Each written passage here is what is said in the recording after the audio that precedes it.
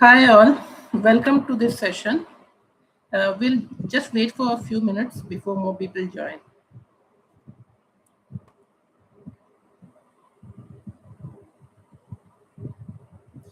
Uh, are you able to hear me? If yes, please type anything in the chat.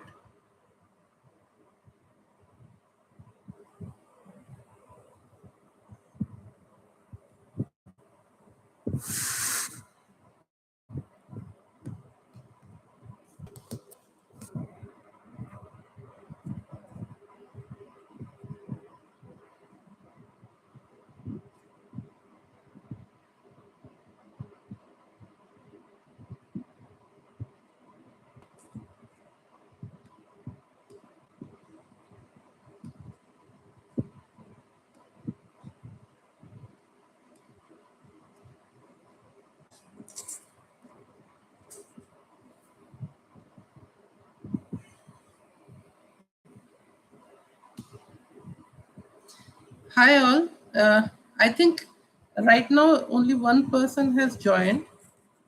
Please send me a hi on chat if you can hear me.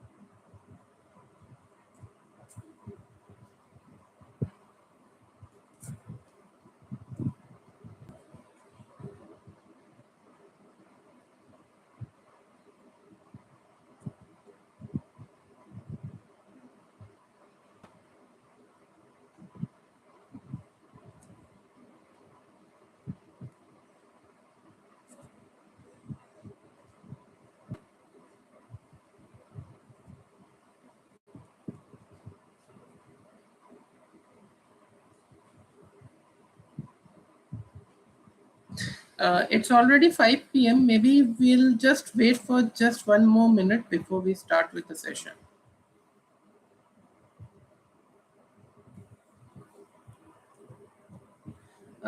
Sonia Chaudhary says hi. Thank you for the message. Now I know that people are able to hear it.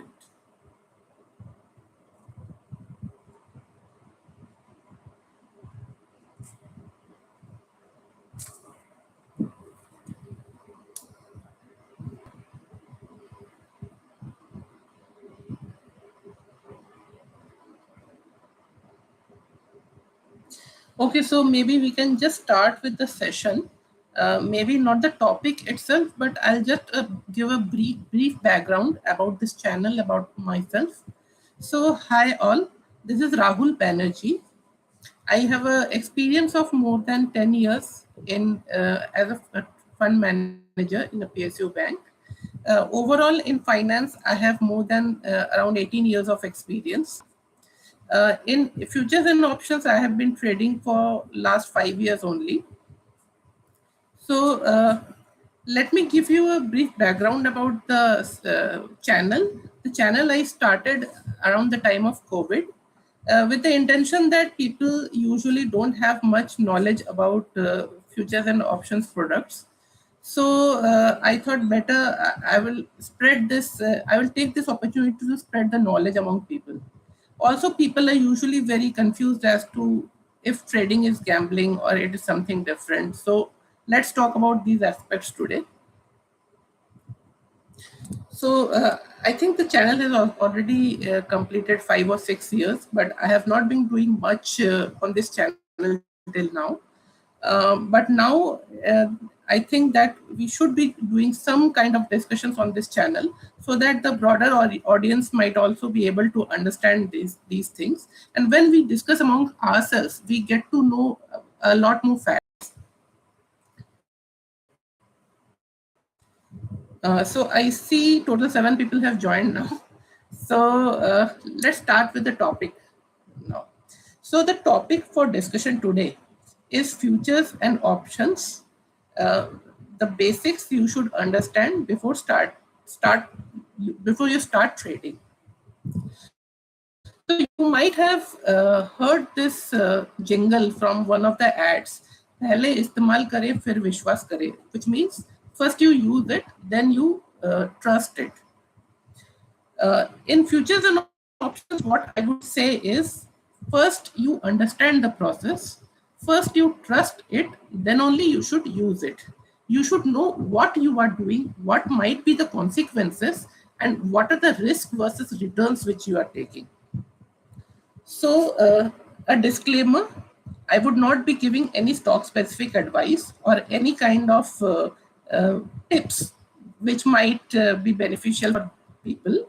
But what I will do is I will handhold each one of you to understand how to generate those tips yourself and how to act upon them, so that you can be your own person who is providing the tips. So you are your own financial advisor.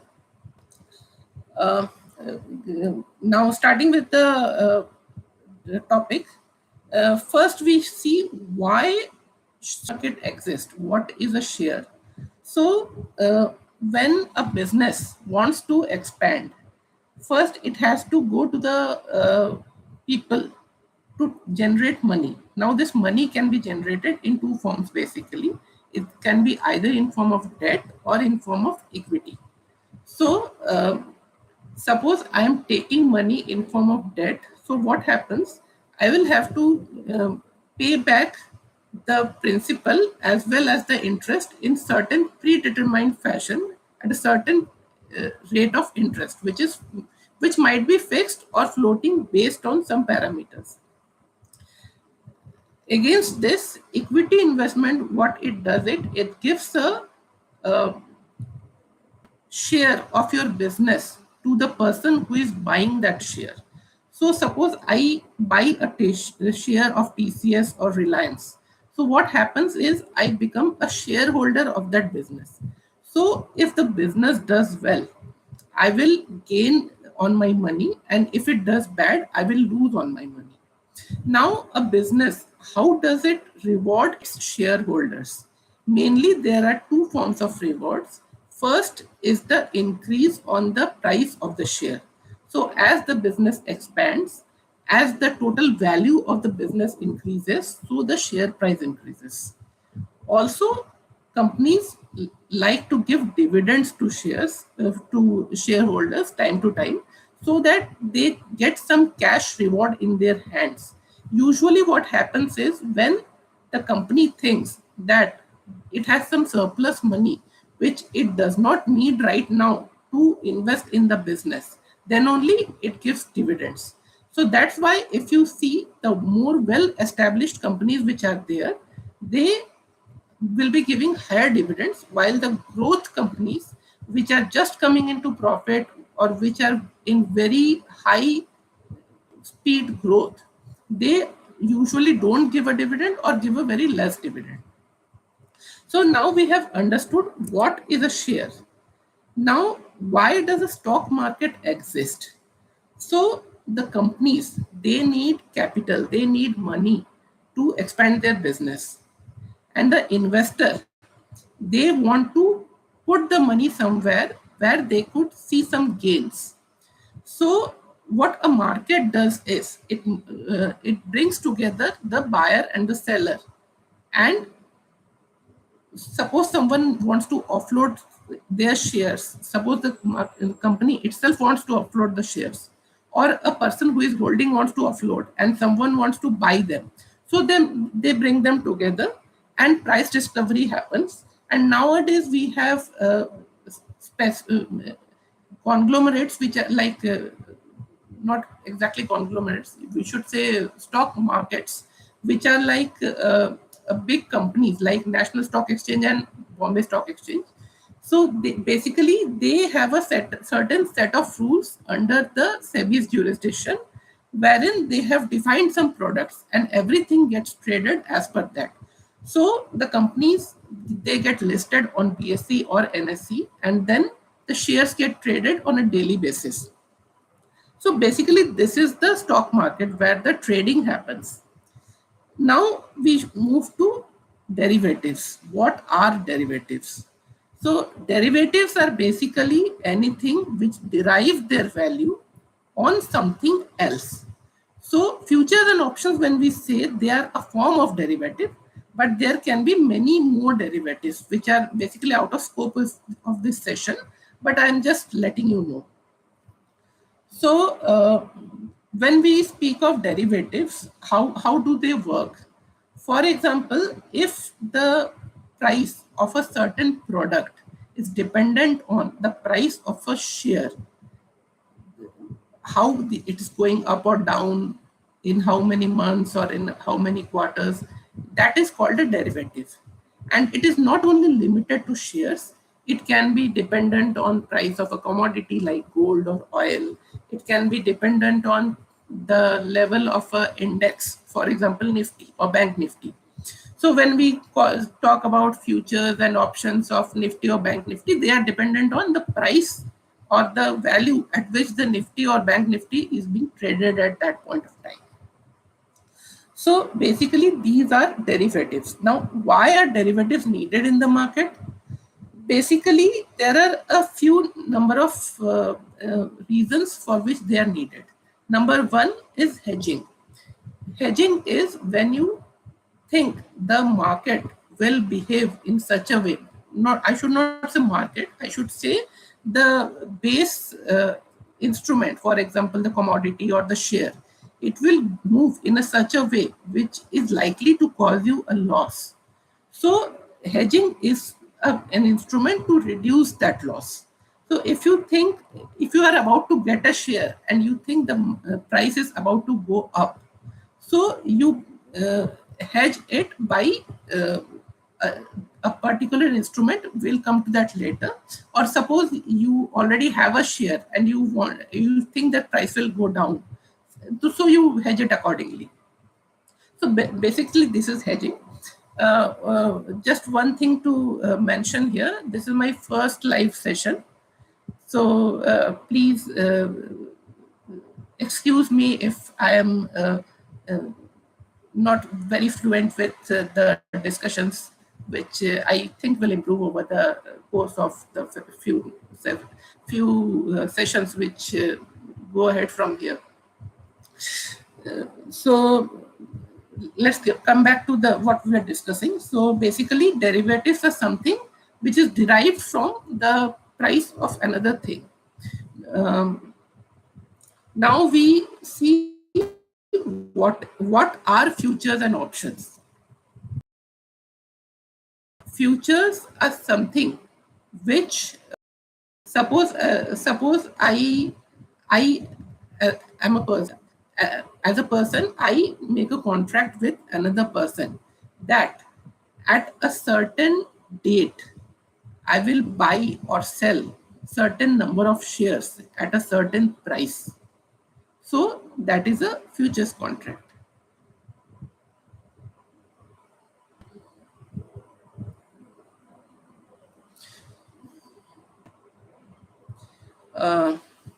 Okay, so actually that is a forward contract, not a futures contract. A forward contract is a generic contract which is entered by two people, wherein they decide that at a certain date they will do a trading of a share at a certain value.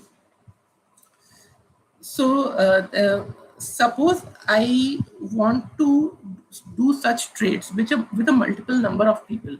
So then I have this issue that the dates are not fixed. The quantity is not fixed. So how do I do that? So the exchanges come here, and what they do is they fix these, and suppose they define it as a lot. So every company which is trading in the futures and options segment, they have something called a lot. So you might have heard a lot of times that one lot of this, one lot of that. So what is that lot? So for example, Reliance has a lot of 500 shares. So if you buy one future of Reliance, it means you are getting into an agreement that at a certain date you will get 500 shares of Reliance. Now, you cannot enter into an agreement at an odd lot. You have to do it in one lot or two lot or three lot, like that. So this is basically futures. And what is options? So basically future, it in future you get into an obligation that you have to do it at this date. While in options, it is just an option which you are getting. So there are call options and put options. We'll come to that. But first, let us look at what is an option. So option, when you look at it, like suppose I want an option to buy a certain number of shares at a certain date, and someone wants an option to sell a certain number of shares at a certain date. So when you want to buy a certain number of shares at a certain date, and suppose I am saying that okay, at this date this number of shares you can buy from me. So when you say buy, you want to buy, that called a put call option. So you want to call those shares. I think someone is at the door. We'll look at it later. So coming to the call option, someone wants to buy a certain number of shares at a certain date. That is known as call option. So that person becomes the call buyer and I am the call seller. He wants to take those shares from me. So I should be having those shares, and I will give him that uh, option to buy those shares at a certain price and at a certain time. But this is only a option, not a obligation. So he or she may or may not buy them from me.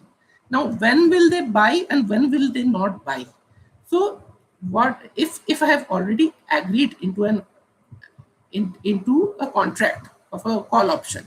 So what happens? Suppose on the date of the agreement, suppose the price of the share is lower in the market, then that person will want to buy those shares from the market. While if the price of the share is lower with me, then that person will want to buy it from me. So if suppose the price in the market that determines will my option will get executed or not. So if the person is buying it from me, so I have to provide those shares and I should be having those shares. And if that person is not executing the order, then nothing happens, no transaction happen. But then what is the benefit in it for me? Why I am giving that person option? So there is something called a premium. When you hear the word premium, you would flash insurance in your mind. We say insurance premium. For insurance, there is a premium. F&O works in a very similar way. So in insurance, what happens is, if nothing happens, that premium is kept by the insurance seller, that is the insurance company. In futures and options, because I sold that call option and because I gave an option to the buyer, that buyer has to pay the premium to me. So that is called the premium. So what happens is, as the time goes closer and closer to the date of execution, the risk which I'm carrying that the person will execute the option becomes less and less. That's why the price of the option usually reduces. There are lots of nuances in this. I'm just telling you on the surface level because this is the first session of F&O. Surely we will be having many more sessions based on your inputs, what you understood from this session and what more you want to know. So based on that, we'll be having more sessions. So certain point of time at a certain price,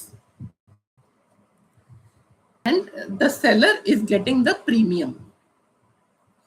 So, and this is the call option.